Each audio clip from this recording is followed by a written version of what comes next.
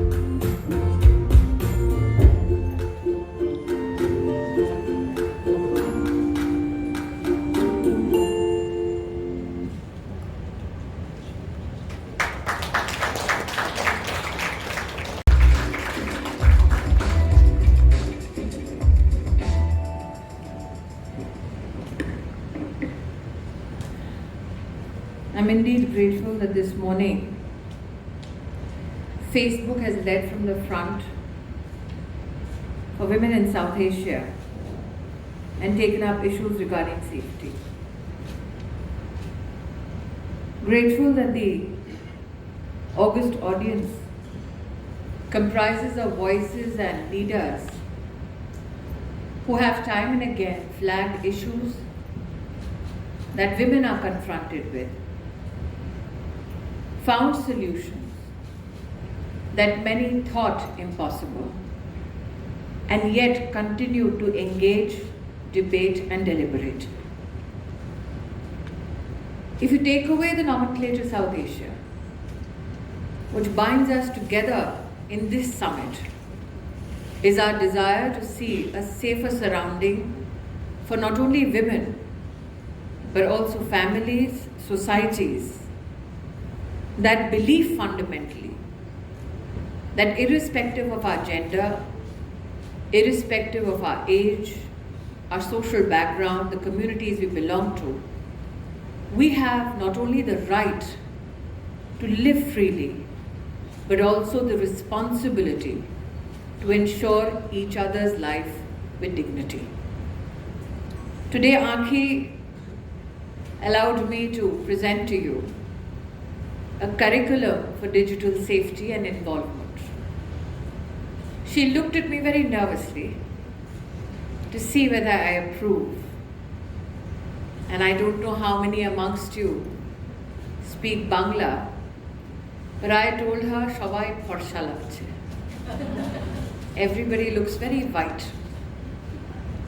And I think that if we seek to inspire our communities, our digital interface, our information systems, or anything which has an imagery needs to conform as closely as possible to the culture that we were brought up in. It is far easier for people to ingrain a sense of responsibility or to engage with us through methods that we deem fit, which have been accepted by thought leaders across the world, if they see images that don't belie their own realities. For too long, people felt that digital platforms are platforms which give you relentless freedom and not platforms that inspire responsibility towards each other. And I'm extremely grateful that Facebook today has undertaken this summit to address that very misnomer. When I talk about safety, one of the first images that comes to mind, one of the first concerns that comes to mind is the physical safety of women and children. And Ankhi, in her opening address, spoke about access to instruments, to resources by women, which debilitate their interface on platforms like Facebook. But ask any woman in India, when she has access to resources, what is her first thought? Her first thought is to spend on her family, spend on the family's health. Even if she's sick, maybe save a little and pass her sickness by with an added dose of Crocin or Combifla. And last on her list is a resource which helps her engage with the digital platform. Hence, my request would be, can we engage in conversations with women, especially at the grassroots, about the viability of a mobile phone, if not a laptop, and how essential it is for not only their freedom in terms of security, but how empowering it is for them financially. How empowering it is for them to have access to financial instruments, access to the best advice as to how best use their financial resources, access to best health opportunities, access to best education opportunities. We all know in India, जब महिला को इस बात का एहसास हो जाए कि इस मोबाइल फ़ोन से उसका कितना आगे चल के पैसा बच सकता है या उसको कितनी नई opportunities मिल सकती हैं, then you will see women wanting to embrace more and more such resources or more and more engage with such platforms. Ankhi has been kind enough to highlight that since I have been given the responsibility of the ministry, we have made some great strides in certain programs spearheaded by the Honorable Prime Minister. But I will do a great disservice to the women who have made me what I am today if I were to take all the credit for myself. One of the greatest joy I share with many women in this room is that we always agree to disagree. And today I acknowledge women like Ranjana ji in the audience.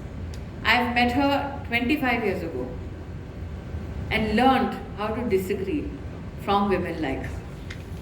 And everybody who tells me today that you are very vehement when you debate, well, it's all thanks to women like Ranjana ji, who taught me not only how to debate, but also how to differ from her respectfully. I think that today when we pay homage to the contribution of the ministry, I would like to pay homage to the contribution of my predecessor and senior colleague, Maneka Gandhi, for the hard work that she did within the ministry. Today, as those who lead Facebook celebrate the possibility of one-stop centers, one cannot belie her contribution to ensuring that one-stop centers become a reality across all states. I am happy to share with the August gathering here today that one-stop centers today, close to over 10 of them open every month across the country. And every state has resolved by that December 2019 end, every district of our country will have an operational one-stop center to service the needs of women in their locality.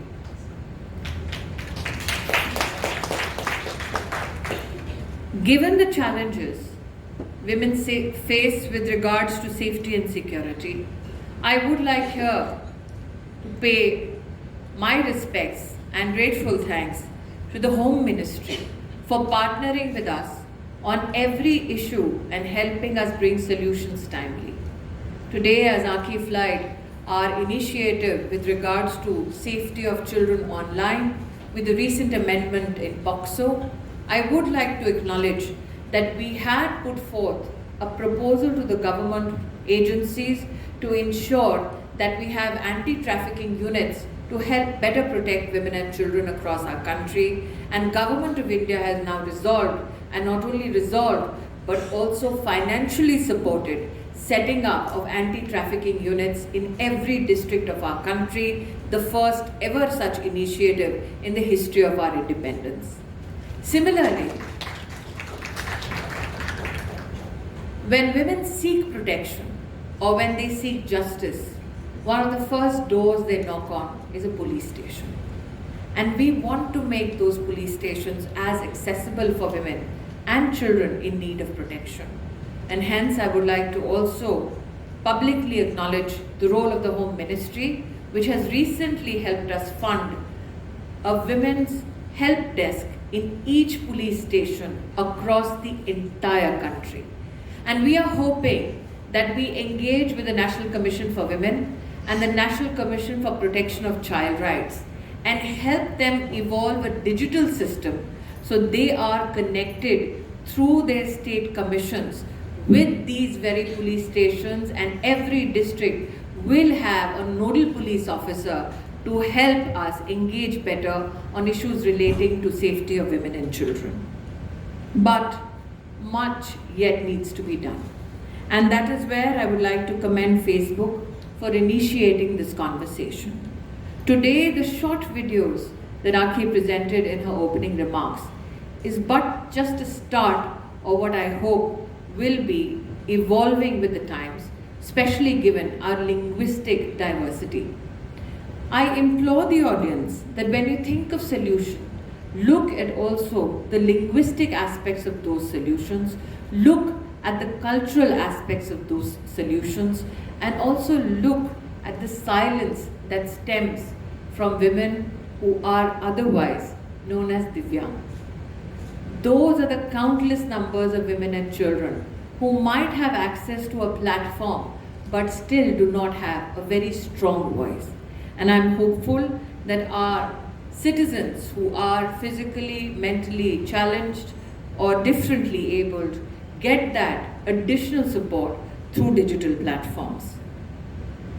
Aakhi has, through Facebook, engaged with the government in various departments to ensure safety and security not only of women and children, but citizens at large. I would like to here say that there are two commitments that need to be brought to public knowledge. The Ministry of Home Affairs has launched a cybercrime reporting panel which provides our citizens an easy method to complain against objectionable content online. We in the Ministry of Women and Child Development have been helping strengthen this panel, and I hope that through this audience we can find some new ideas as to how to enlarge this base and how to strengthen this effort. In 2016, Aakhi spoke about our digital initiatives like SheBox and POXO eBox, but I would like to here highlight that we in the government have started now listing digitally in a database all the sex offenders that have been found across the country, so that when institutions, schools, colleges, universities want to do a background check of people who are to be hired within these institutions, then they will be enabled by this database, which will be used as a platform by police agencies across the country. But as I draw to a close of my remarks, I would like to highlight the NCRB data. I was sharing it with Ranjana ji. In 2017, the data says out of 3 lakh crimes against women, over 1 lakh were cases of cruelty by a woman's husband and his relatives. While we look for solutions for safety of women and children, sometimes the challenges lie closer to home. What is shocking is recent data which says that while 42% of our men justify domestic violence, 52% women support domestic violence. For too long, I think this has been a subject of hushed conversations. Now is the time, if we truly seek to address safety of women and children, let's begin with safe homes, safe neighborhoods, and let the ball roll. Thank you so much.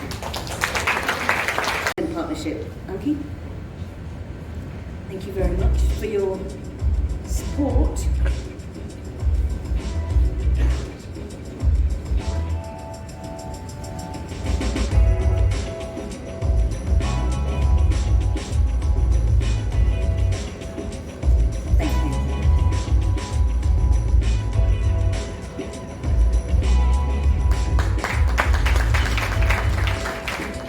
Thank you very much, Honourable Smriti Irani, for your partnership and for your support.